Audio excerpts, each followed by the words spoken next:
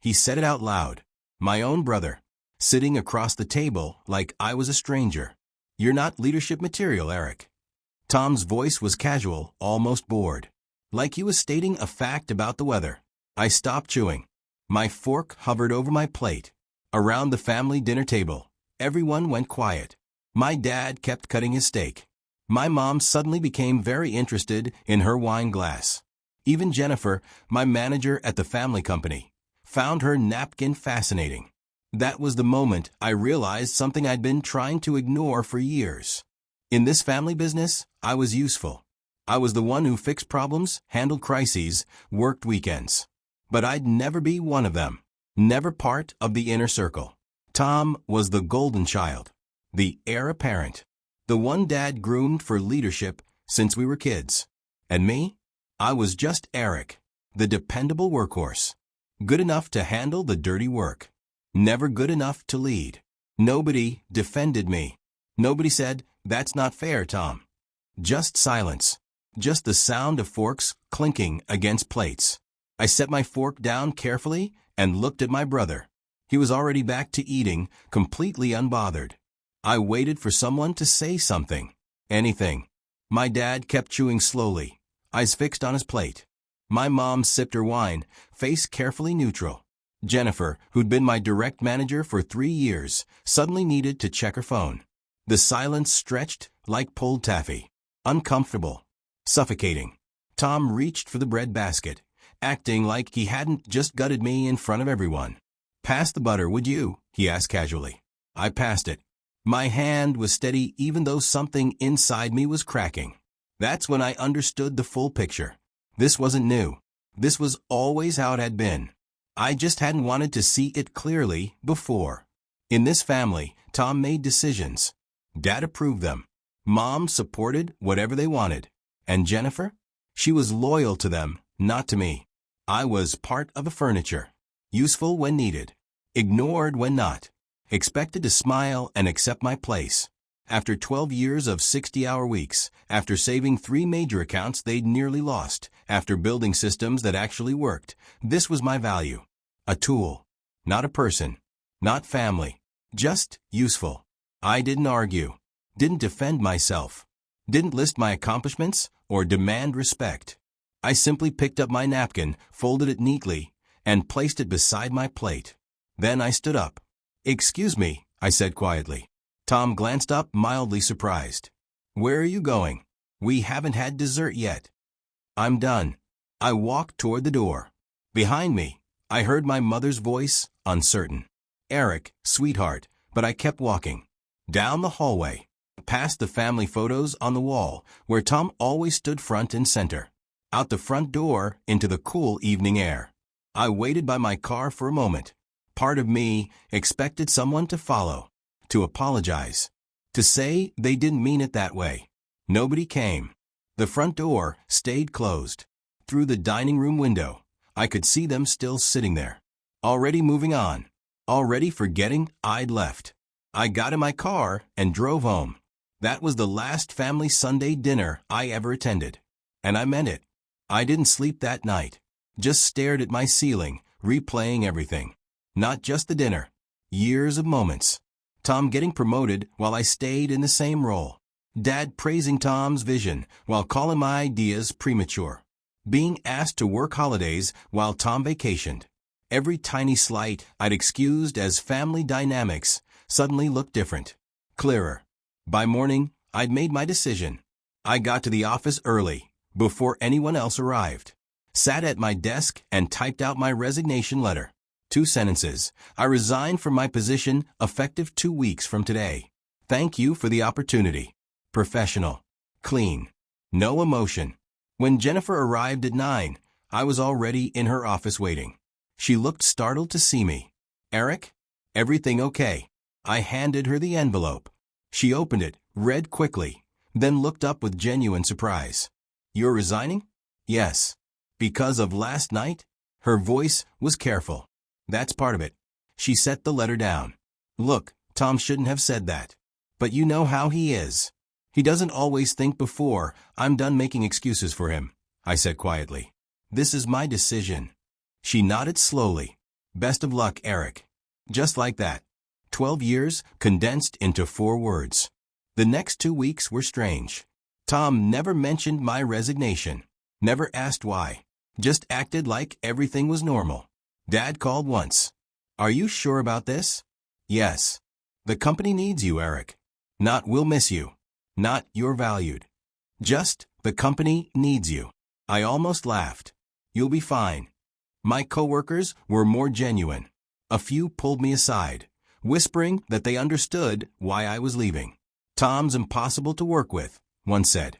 You're smart to get out. But nobody threw me a goodbye party.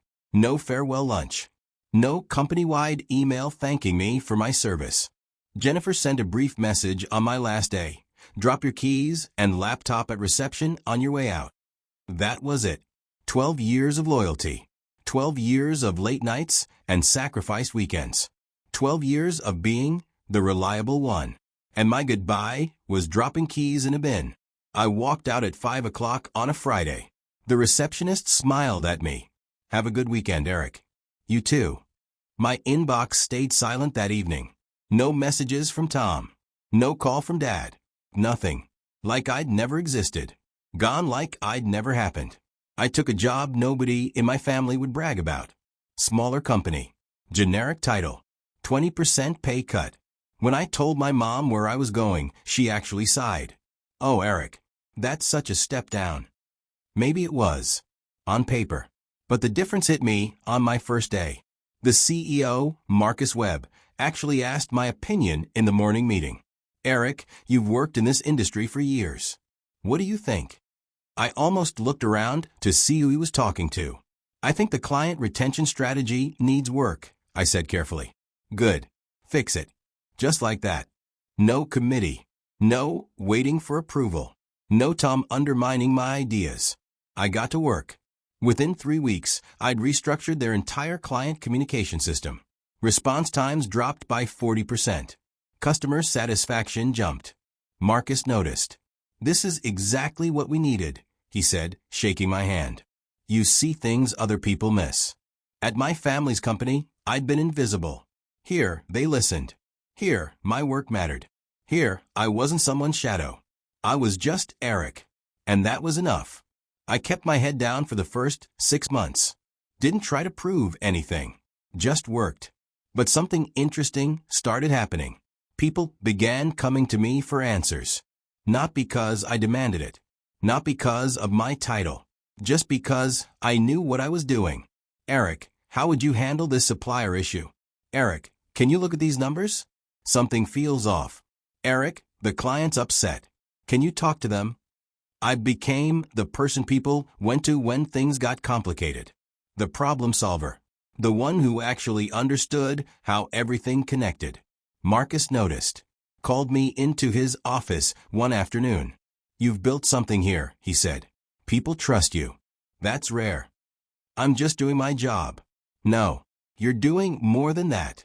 You're leading, even without the title. He leaned back in his chair. I want to make it official. Director of Operations. Significant raise. But more importantly, real authority to make changes. I stared at him. You're serious? Completely. You've earned it. That night, I called my mom. Told her about the promotion. She was quiet for a moment. That's nice, sweetheart. How's Tom doing, by the way? I hung up shortly after. Some things never change. 2 years passed. I grew into my role at the new company. Built a strong team. Implemented systems that worked. Made the company more efficient and more profitable. Marcus treated me like a partner. Included me in strategic decisions. Asked my input on major moves. One day, he pulled me aside after a meeting. We're looking at expansion. I need someone who understands operations at a deeper level than anyone else here. He paused. I need you to step up even more. What are you thinking? VP of Operations. Equity stake. Real decision-making power at the executive level. I felt my heart skip. Equity. You've earned a seat at the table, Eric. A real seat. Not a courtesy chair in the corner. I want you invested in this company's future because you're building that future. I looked at the offer he slid across the desk. The numbers were stunning. Better than I'd ever made at my family's company. Better than Tom made, probably. But more than the money, it was the equity, the ownership, the proof that I mattered. I accept, I said. Marcus grinned and shook my hand. Welcome to leadership. That phrase hit differently this time. Welcome to leadership. Not, you're not ready. Not maybe someday. Welcome. I built quietly over the next few years. Didn't post on social media. Didn't brag at family events I occasionally attended. Just worked. But my world was expanding rapidly. New markets. New clients. New challenges I actually had authority to solve. Meanwhile, my family's companies started appearing in trade publications. Not for good reasons. Revenue decline at Morrison Industries. Family business faces restructuring challenges. Employee exodus raises questions about leadership. I didn't go looking for these articles. They just appeared in my industry feeds. Each one mentioned Tom's leadership. The bold changes that weren't working. The strategic pivots that backfired. I felt a strange mix of emotions reading them. Not satisfaction, exactly. Maybe vindication? Or just sadness that it had come to this. My mom called one evening. Have you talked to your brother lately? No. Things are hard right now at the company. He could use family support. I didn't respond. She sighed. I know you two had your differences, but, Mom, I need to go. Work deadline. We both knew I was lying. But what was I supposed to say? That I'd been right all along? Then the email landed. Marcus forwarded it to me with a simple subject line. Thoughts. I opened the attachment. My coffee went cold in my hand. It was a preliminary acquisition proposal. A company interested in buying us. The purchase price was substantial, enough to make everyone at our company wealthy. My equity stake alone would be worth over $3 million. But that wasn't what froze me. It was the name. Morrison Industries. My family's company wanted to acquire us. I read the proposal 3 times, certain I was misunderstanding. But no. There it was. They'd identified us as a strategic acquisition target. With operational excellence and market positioning, they wanted to absorb. I almost laughed. The irony was suffocating. The company that told me I wasn't leadership material now wanted to buy the company where I was leading. Marcus called me an hour later. Did you see it? I saw it. I'm guessing this is complicated for you. That's an understatement. We met that afternoon. I told him everything. About Tom. About being dismissed. About walking away. Marcus listened carefully. What do you want to do? He asked. I don't know, I admitted. Part of me wants to say no immediately. But it's a lot of money. It's not about the money. It's about. I trailed off. What was it about? Closure? Vindication? Proving something? I stared at the proposal for days. Couldn't stop thinking about it. The numbers were good. Life-changing good. My team would benefit enormously. Our investors would be ecstatic. But selling to them? To Tom? To the people who dismissed me? It felt wrong somehow. Like validation I didn't actually want. I didn't want revenge. That wasn't who I was. But I didn't want to be absorbed back into their world either. I'd spent 5 years building something separate. Something mine. Sarah, my girlfriend, found me reading the proposal for the 100th time. You're overthinking this, she said gently. Maybe. But this isn't just business. It's personal. So make it about business. What's best for your company? Your team? Your future? She was right. I needed to separate emotion from strategy. The next morning, I called Marcus. If we move forward, I want full visibility into their operations during due diligence. I want to see everything. Why? Because I know where the problems are. I worked there for 12 years. If we're considering this seriously, I want to know if they fixed anything or if they're still broken. Marcus nodded slowly. That's smart. I'll make it a condition. The formal response went out that afternoon. We were interested. With conditions. The first meeting was scheduled for 3 weeks later. Virtual. Zoom call. I spent those weeks preparing meticulously. Reviewed every aspect of our operations. studied their public financials, built questions designed to expose weaknesses I knew existed.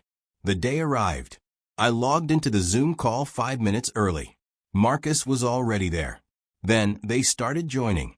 Dad first, looking older than I remembered. Then Jennifer. Then a few executives I didn't recognize. And finally, Tom. He joined last, camera off initially. When he turned it on and saw me on the screen, his expression flickered. Surprise. Then something harder to read. Recognition. Maybe discomfort. Eric, he said, his voice carefully neutral. I didn't realize you were with Web Industries. I am. Marcus started the meeting with introductions. When he introduced me, Eric Morrison, VP of Operations and Equity Partner, I watched Tom's jaw tighten slightly. My dad's face remained neutral, but his eyes widened just a fraction. Jennifer looked down at her notes. The meeting proceeded professionally.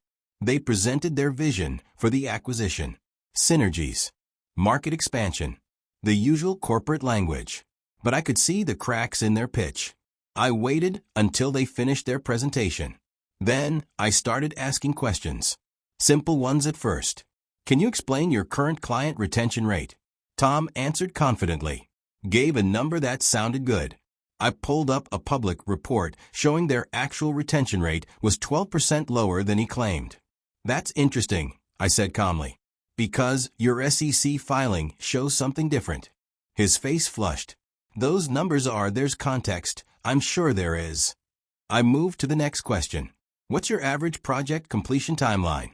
Jennifer answered this one. Again, confidently. Again, I had data showing reality was worse. Marcus was watching me with barely concealed amusement. My dad finally spoke up. Eric, where are you getting these numbers? Public records. Industry reports. Some from former employees who've reached out to me over the years.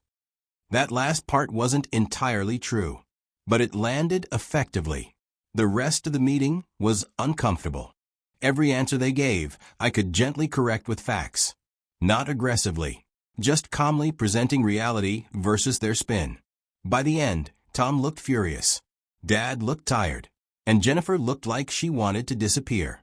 We'll be in touch, Marcus said diplomatically, ending the call. The moment we disconnected, he burst out laughing. That was brutal. Over the next few weeks, due diligence began. Their team sent over financial documents, operational reports, client data. I went through everything with a microscope and found exactly what I expected. Declining margins, high employee turnover, client dissatisfaction, operational inefficiencies I'd warned about years ago that nobody fixed. Marcus reviewed my analysis. This company is barely holding together. I know, yet they're trying to acquire us. Desperation, I said. They need our operational excellence because theirs is failing. They want to absorb what we've built to cover their problems. We had another call scheduled, this time in person, at their headquarters. Marcus asked if I was comfortable with that. I'll be fine, I said. But driving up to that building on the meeting day, my hands were sweating. I hadn't been inside in 5 years. The lobby looked the same. The elevators smelled the same. The conference room where we met was one I'd sat in 100 times before.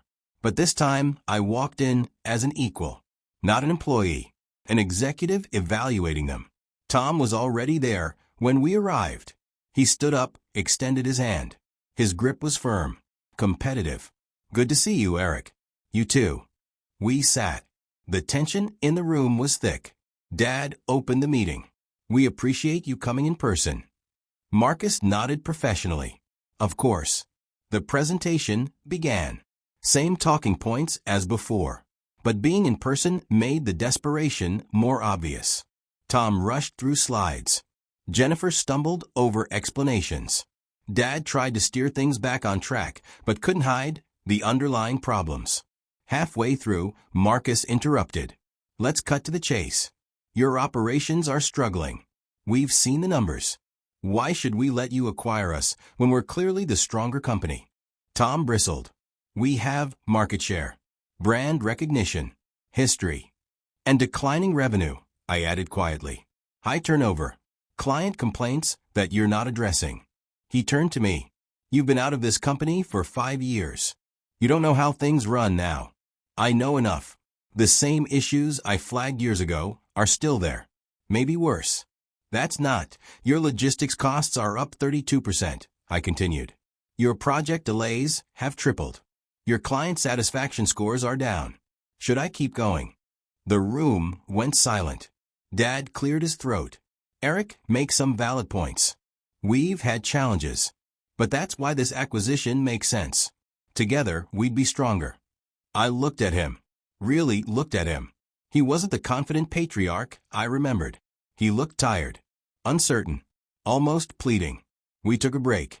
I stepped out to the hallway, needing air. Tom followed me. Can we talk? Privately. I turned to face him. We stood there, two brothers who'd barely spoken in 5 years. What do you want, Tom? He looked uncomfortable. Actually, uncomfortable. Not his usual confident swagger. I didn't expect you here. Didn't expect this. Expect what? You. Like this. Successful. In a position to evaluate us. I almost laughed. You told me I'd never be leadership material. I know. You said it in front of everyone. In front of our parents. And nobody defended me. He ran a hand through his hair. I was wrong. Okay? I was wrong about you. That's not good enough. What do you want me to say, Eric? That I screwed up? That I underestimated you? Fine. I did. But we're family. That has to count for something. I shook my head slowly. Family is the people who believe in you. Who support you. Who don't publicly humiliate you and then act like nothing happened. I'm trying to apologize. No. You're trying to salvage a business deal. There's a difference. I walked back into the conference room before he could respond. The meeting resumed. Tom presented their vision for post-acquisition integration. It was all buzzwords. Synergy. Alignment. Strategic positioning. Empty language hiding empty planning. When he finished, I countered with 3 simple charts. Our growth trajectory versus theirs. Our efficiency metrics versus theirs. Our employee satisfaction versus theirs. Every comparison made them look worse. Then I added one more slide. This is what operational excellence actually looks like. I walked them through our systems. How we'd built them. Why they worked. What results they delivered. By the end, even my dad looked impressed. That's very thorough, he said quietly. It's what happens when you trust people to lead, I replied.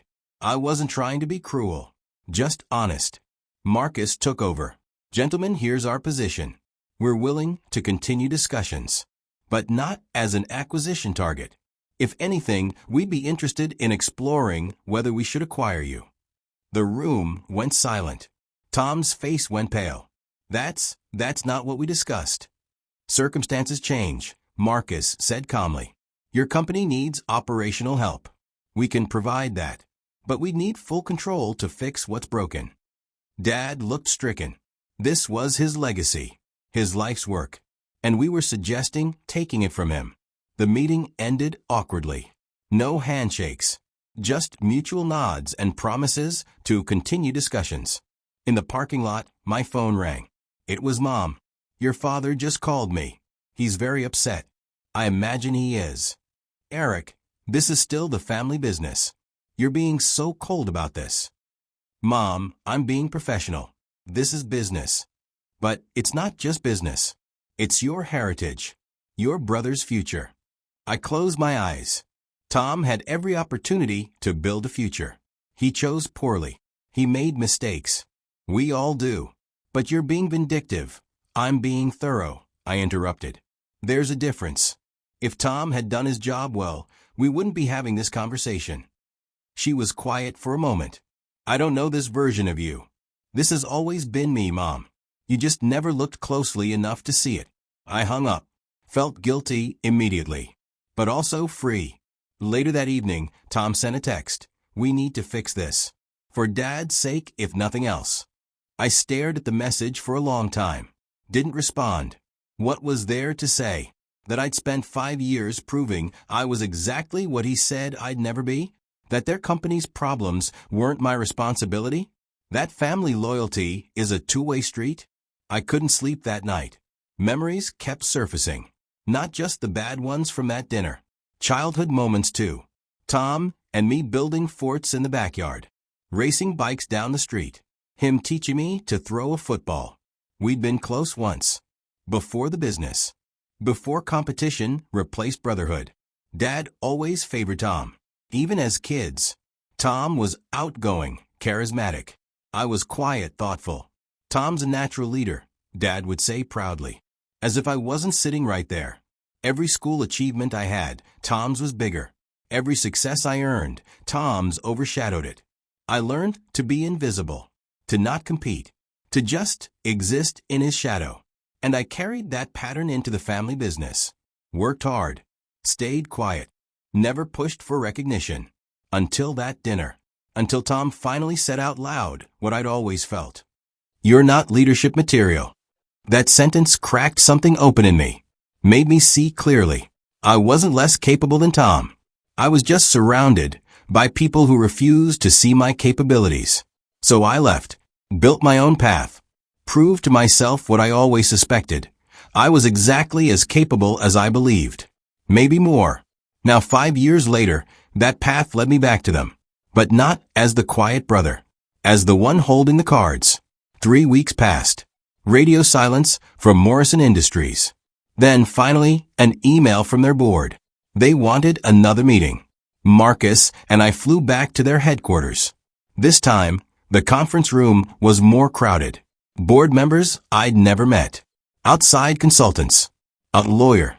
Tom sat at one end of the table. Dad at the other. Neither looked happy. The board chairman opened the meeting. "We've reviewed both proposals. Your suggestion that you acquire us is unorthodox, but not without merit." Marcus remained calm. "We believe it's the best path forward.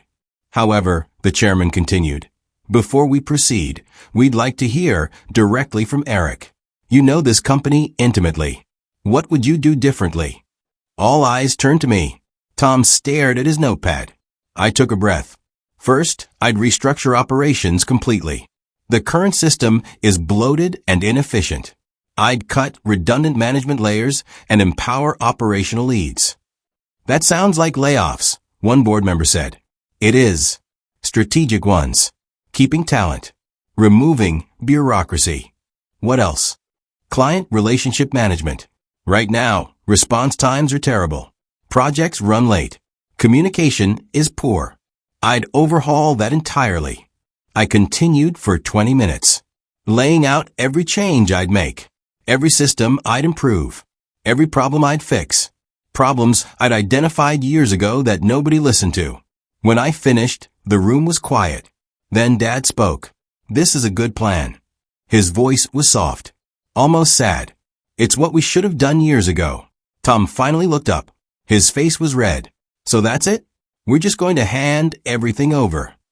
"Nobody's handing anything over," the chairman said. "This would be a business transaction." "He's my brother," Tom interrupted. "He walked away 5 years ago, and now he's back to take what's ours." "Tom." Dad's voice was sharp. "That's enough." "No, it's not enough." Tom stood up. "I've given everything to this company. Every day, for 10 years. And you're going to give it to him because he left and got lucky elsewhere."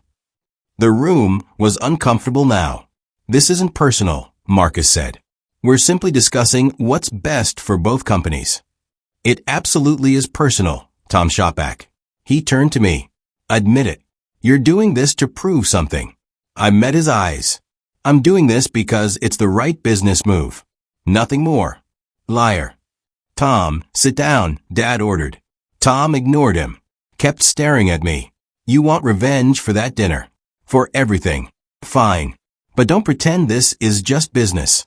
Part of me wanted to deny it, to stay professional. But he deserved the truth. "You're right," I said quietly. "Part of this is personal.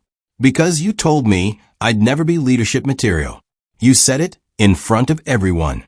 And nobody corrected you. Nobody defended me." The room was silent now. Everyone watching. "So yes," I continued. "There's satisfaction in being here.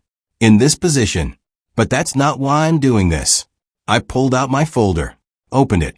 These are the proposals I wrote 5 years ago. Before I left. Every suggestion I made that was ignored. Every improvement I identified that nobody implemented. I slid copies across the table. And these are the current problems you're facing. Notice anything? The chairman picked up both documents. His eyes widened. They're the same. Exactly. I told you 5 years ago what needed to change. Nobody listened. And now those same problems are killing this company. I looked at Tom. So this isn't revenge.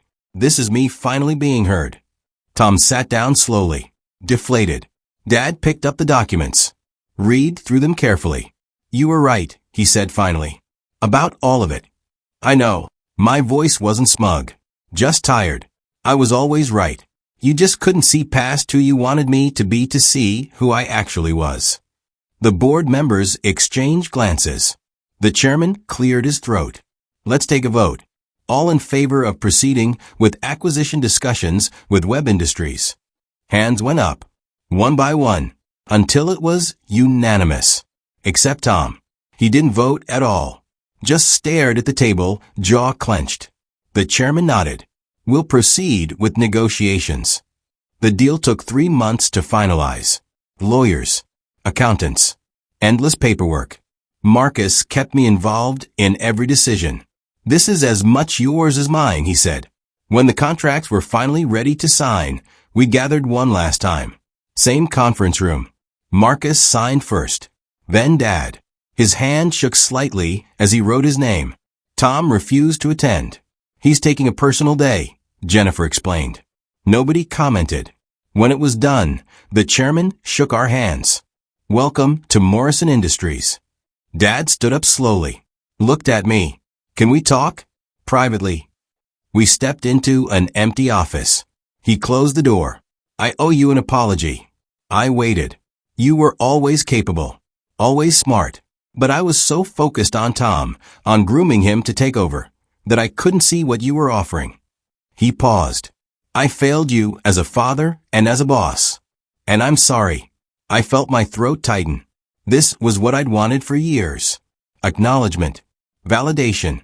Thank you for saying that. Will you forgive me? I thought about it. Honestly thought about it. Eventually. But not today. Today, I just want to move forward. He nodded.